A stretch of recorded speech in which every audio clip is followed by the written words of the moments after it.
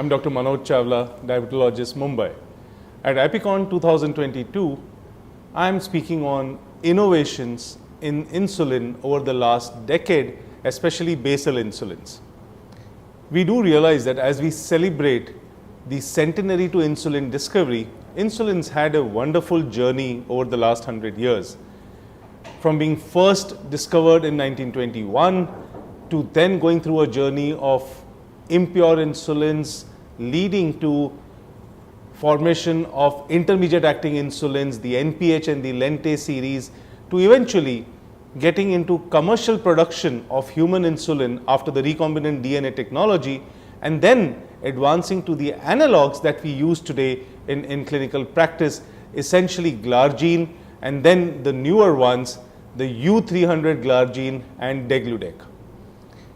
When we talk about the newer basal insulins, especially the second generation basal insulins, and I am focusing on the U300 glargine, well, it's an insulin which has been made more protracted in its action by making it more concentrated. As the name suggests, this is U300, that means 300 units of insulin in 1 ml.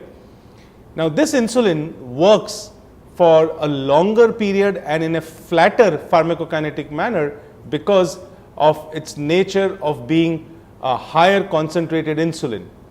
Because of a higher concentration, this uses the lesser surface area and slows down the absorption from the subcutaneous space, making this insulin available for a much longer period, and as I said, has a flatter PK profile. Now, there are many advantages of these new basal insulins. Clearly, they seem to be as efficacious as the earlier insulin, but at the same time, they have evidence for causing lesser overall and nocturnal hypoglycemia.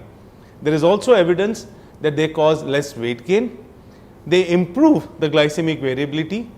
Good evidence showing us improvement in the time in range by the use of these newer insulins. And of course, the fact that they are simple to use, they have a wonderful device supporting the use of these insulins, be it the disposable pens or the reusable cartridges. They are extremely patient friendly to use and to titrate gradually. So as we celebrate the 100 years of insulin, we also celebrate a decade and more of innovations in the newer basal insulins, and that's what I'm speaking at APICON 2022. Thank you so much.